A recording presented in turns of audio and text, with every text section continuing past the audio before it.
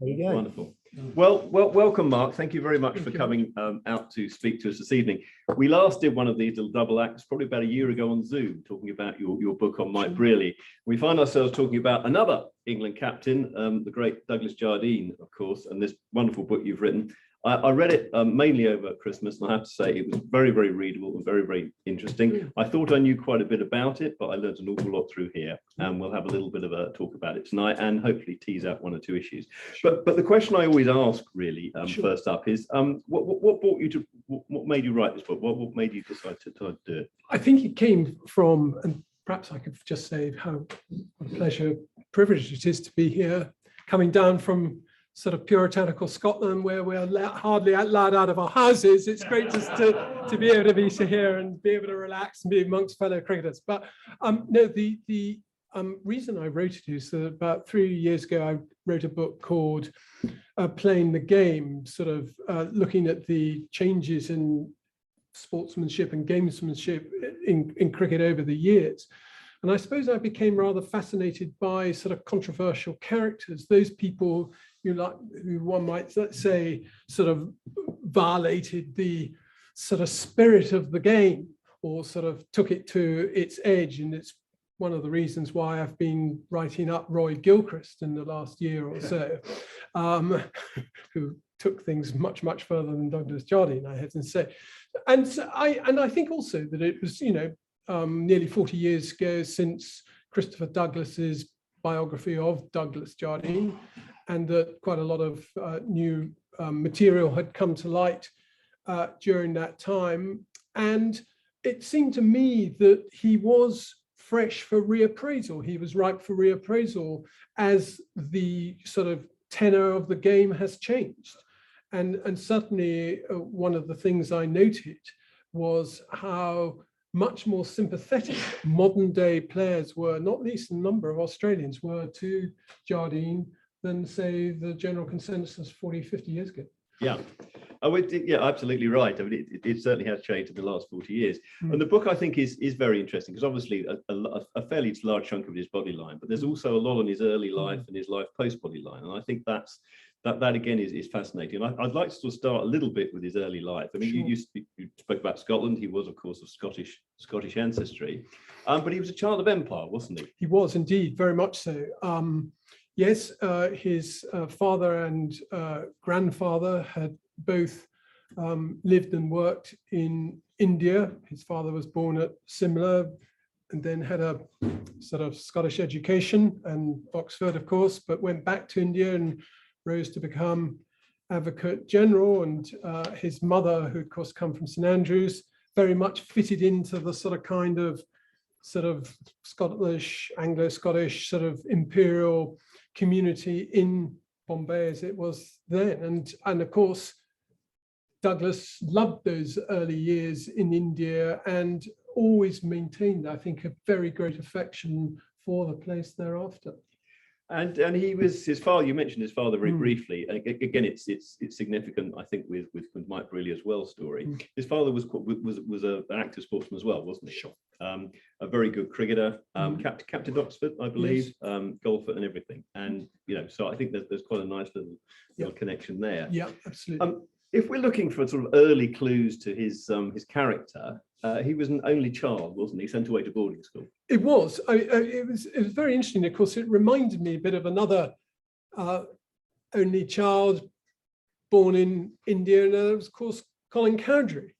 I think, and both of them had that sort of shy reclusiveness to them, which in many ways I think remained throughout their lives. And I suppose part of it inevitably was that separation from their parents. I mean, in Colin's case, of course, for 7 years during the war, and in Douglas's case, for all but 3 weeks of a summer holiday each year when he'd get the boat back to India, and was sent instead to his aunt in a sort of rather dreich Scottish house in St Andrews.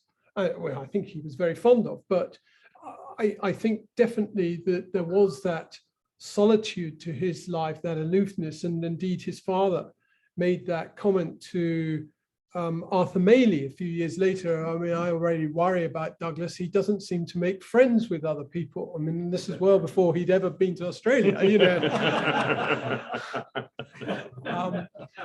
And as you say, yes, I mean, I think that aloofness was shaped by a pretty monastic, austere education at Winchester during the war years, where even though he avoided the worst of the bullying that was going on at the time because he was physically quite big and because obviously he was very good at sport, nevertheless, I think they were, you know, drilled twice a week, and all those endless notices about the number of Wycomists who'd been sort of killed and seriously injured.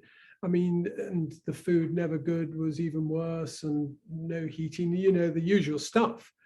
And I think that sort of, again, sort of, you know, it was a hard sort of grueling 4 or 5 years where you didn't let your emotions show. And I think, as one of his contemporaries, Guy Turner, said, you know, poor old Douglas, you know, he may have known a lot of people, but he didn't have one close friend because he was very inhibited and found it difficult to perhaps relax and show, you know, the undoubtedly softer side of his personality, which was there, or the more generous side, if you like. Yeah, I mean, he was obviously born in 1900, so that this is a childhood none of us, I don't think any of us in this room would have known at that time. But obviously very harsh, and based upon sport. And again, I'm touched by the sort of similarity between him and Mike Brearley, that he was a good sportsman in other areas, wasn't he? He was a goalkeeper, I believe, which again perhaps fits in the character a little, I think. Absolutely. I mean, very safe pair of hands, very courageous.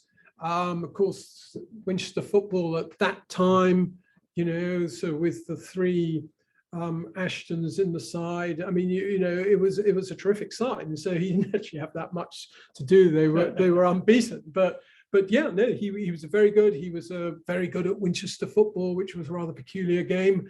Captain of rackets, probably would have been a very good squash and fives player if he'd had the chance to play that as well. And of course, 3 years in the cricket 11 captain in his final year, 7 of whom went on to play first class cricket. I mean, it was a remarkable time in a school which didn't take its sport quite as seriously as many. There is a story I remember about Jardine that does the right rounds, and you mention it briefly in your book, and I'd just be interested to know your take on it. But it's the story of him writing up a report of a house match, and he felt only him and one other person had done well, so he only mentioned him and somebody else in the house. He didn't mention anybody else. A, is that true? And B, what do you think it says about him? Yeah, I mean, gosh, I think it is true.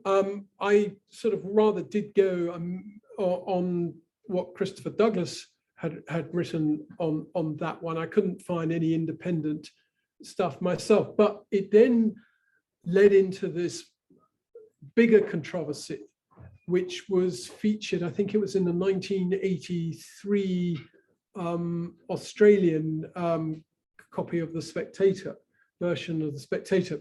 But a story emerged of this house match where between Jardine's house and another house, which the other house was reputably so 1-by-1 run, and Jardine sort of checked the scores and found that actually it was a tie, and then he checked it again and then found that his team had won by 1 wicket. So he beat both scorers and sort of, as captain of cricket, claimed his side's victory.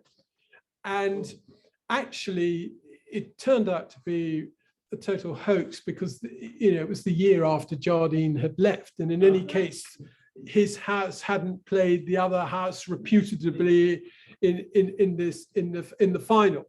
There was a match in the earlier round when his side had been beaten briefly, and I think it's perfectly true to say that Jardine did take umbrage on the rest of the team, and did put up the notice sort of saying, you know, congratulations, DR Jardine, WM Leggett, and 9 other people played in the game or something like that, and left it at that, you know. But yeah, I mean, I suppose probably as so often used to happen, that when these great bloods played in a lowly house match and you're up against the chap who's in the 5th 11 who plays once a week or something, and he goes and drops 3 catches off your bowling, and one of them happens to be Hubert Ashton, as I think it was the case, who then goes on and gets 100, you probably have to maintain a diplomatic silence. Yes. You know. Well, I think it's very interesting. I mean, all the way through your book, there are quotations from people who knew him and came across him. And it's amazing how different some of them are from different people. And even some of the same people say different things about him. Sure. And I just think that's absolutely fascinating. There was one quotation, again, I think taken from his school friends, where he said, out of all his hundreds of friends, I cannot think of one with whom he was intimate, which I think comes back to the point you made about he different from making friends. Sure. But equally, there's another lovely quote here from Mark Patton, who played with him. And he said, we had every possible respect for him at Winchester. He was very determined, obstinate at times, and somewhat reserved, but he was an extremely honest and upright man. And with his quiet sense of humor, he was a charming companion for those of us who were his friends. Now, that's one of those slightly squirrely sort of comments in that he's saying he had a great admiration for him, and if you were his friend, he was good, but if he wasn't, you weren't quite so much. And that, I think, again, comes through from the book. I mean, would you say that was a fair assessment? Absolutely. I mean, Bill Bowes made that comment, didn't he? I mean, Bill Bowes struggled with him at first. They had a terrible row in Australia early on in 32-3 because Bowes wouldn't bowl to the field that Jardine wanted, and Jardine picked him up on this. And Bowes then said, well, look, if you're going to be like this, I might as well go home. And Jardine said, gosh, do you mean that, Bill? All right, okay, let's be friends. And from that moment onwards, you know, they became great mates. And Bowes made that comment afterwards about Jardine being the most loyal friend and relentless enemy. And I think that is absolutely true, as I'm sure Don Bradman would corroborate, you know. I think, you know, probably like a lot of these leaders, I mean, one sees it in certain prime ministers and others in authority, that if you go along with them, you know, they can be absolutely charming, helpful, everything you want. But if you cross them, then life can turn very quickly. And I think I would say in general terms with Jardine was that, yes, early on, with a lot of people probably, you know, as captain, he was somebody who upset, you know, teammates or underlings, whatever, with a sharp word here or there, or, you know, his autocratic ways. But I think once if you did come his way and around his way of thinking, you then saw the very positive side to him. And that's why you got people like Harold Larwood saying, I loved him. So we come to the end of his time at Winchester. I mean, it's stunningly successful cricketer. 1919, 997 runs, averaging 66. So absolutely a fantastic cricketer then. And starting to come to notice of people in the national game. And he then went up to Oxford, which was where he got his Harlequin cap, of course, which so infuriated the Australians. But tell us a little bit about his cricketing exploits at Oxford. Well, I suppose, you know, as you say, he went up there, very high expectations of him. And rather like someone like Peter May, 30, 40, 50 years later, he slightly underperformed. I mean, he never made runs of any significance in the varsity match. He did, of course. In those days, he was opening the batting, and he did make that famous 96 not out against the Warwick Armstrong's Australians at Oxford in 1921, which has often been the sort of scene of great theory and legend about whether this was the reason as to why he hated the Australians so much, because they deprived him of his century. I think probably the answer is actually no. I don't think that was the case. I mean, I don't think there was. Certainly, there's no material at the time which suggests that he was miffed about, you know, he didn't get his century. And they make the comment is that the old rickety scoreboard at Christchurch didn't even have the individual score up, so nobody was necessarily aware that he was so close to it. I mean, who knows? But So yeah, I mean, he obviously was a very good cricketer. He was badly injured in his third year and couldn't play in the varsity match. I mean, Oxford got tonked that year and the year before, but they did get their revenge in the final year. I mean, what's striking is the standard, in both sides at that time. I mean, the number of good players. You sort of had the Ashtons and Percy Chapman and Father Marriott and any number of other good players on the Cambridge side.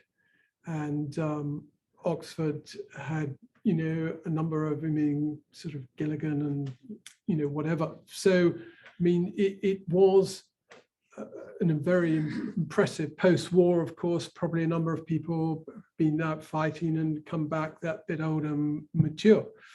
But so yeah, I mean, he was obviously a very good player, and he sort of got a blue at half real tennis as well. Continued to play a bit of football. Academically, I don't think we want to linger on that one. A fourth in sort of history, sort of, but certainly he was good enough to have made his debut for Surrey in 21, which was, after all, only his second year at Oxford. And by the time he came down in 1923, he was about to get his Surrey cap. And of course, the following year, he became vice captain to Percy Fender. Yeah.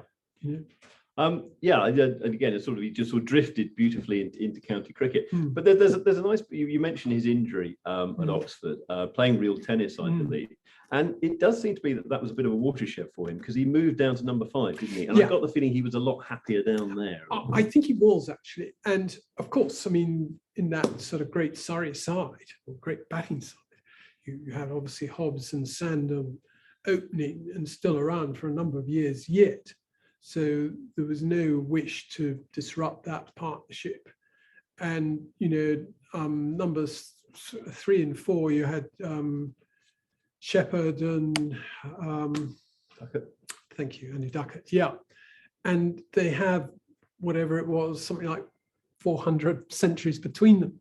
So, I mean, this was a very, very strong order. And I think Jardine was ideal for number 5, because on those occasions, fairly rare occasions with Surrey, but they did happen. And of course, they happened with the gentleman and England, when they might be sort of 50 for 3, very good compared to more recent England performances, one has to say.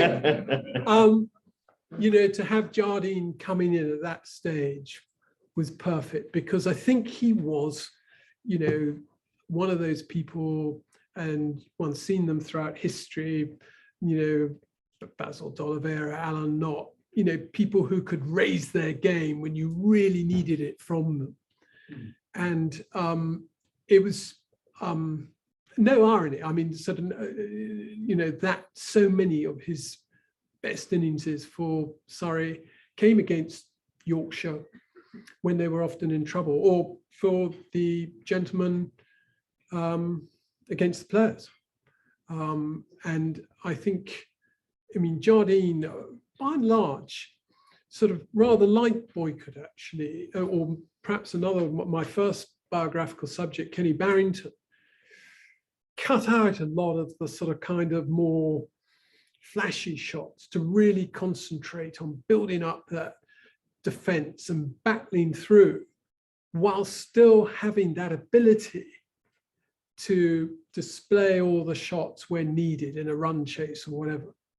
And I think that was Jardine's greatness as a batsman. I mean, that famous innings which he played on that Melbourne Sticky in 1928-9, when they chased down 332 to win. And, the club secretary had said to Jardine at lunchtime, God, you'll be lucky to get 80, as a team. And again, what he would have said to Joe Root, I'm not sure, but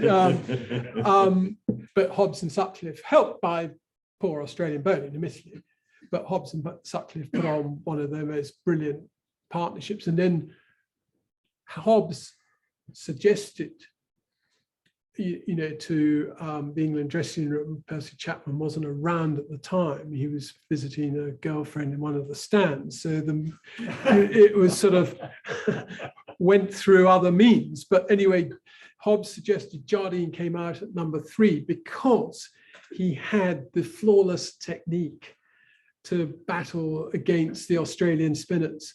And although he only got 33, it turned out to be absolutely priceless and took the match into the final day, by which time the wicket, although still difficult, was no longer the absolute sort of nightmare it had been the day before, and put on a 80 or 90 with Sutcliffe, who went on to get a big century. And as I say, they won to go 3-0 up in the series with 2 to play.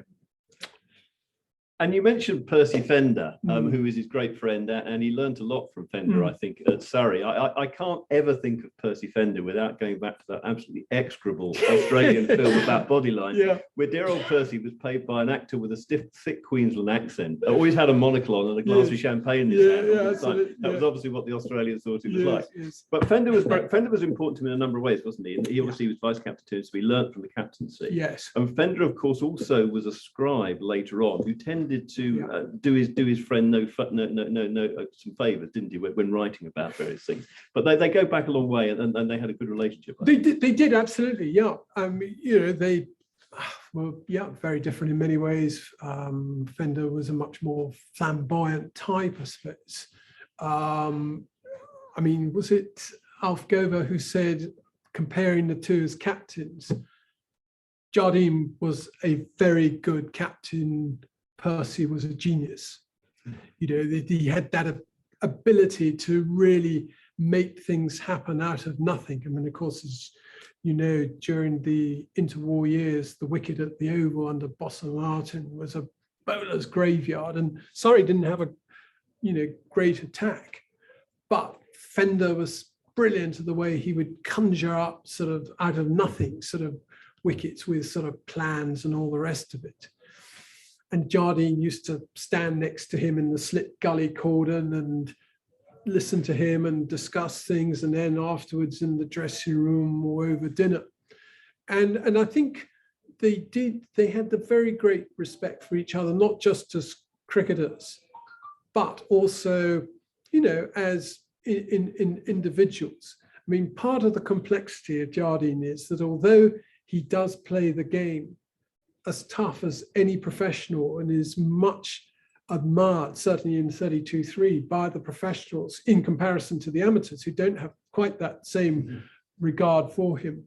Jardine, nevertheless, a lot of his vision of the game dates back very much to the amateur era, in that, he likes to be amongst friends, away from pry noses and the press, and away from horrid things like money. And he loves the sort of kind of atmosphere of the sort of kind of aristocratic country ground, and you go there and you play and you have dinner afterwards and you take a few friends.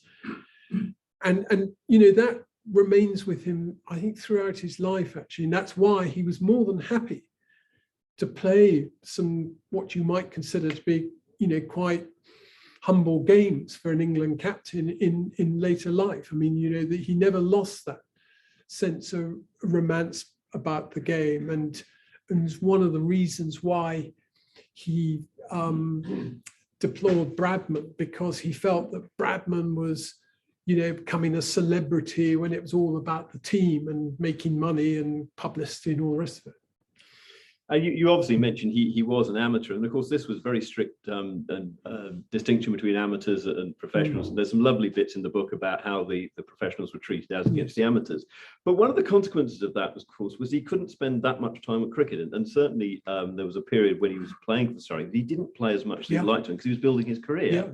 But what he did play was very, very good. Absolutely. One remembers that back in 1921, there was talk about him after that innings against the Australians playing for England that summer, probably just as well he didn't, with Gregory MacDonald in full light.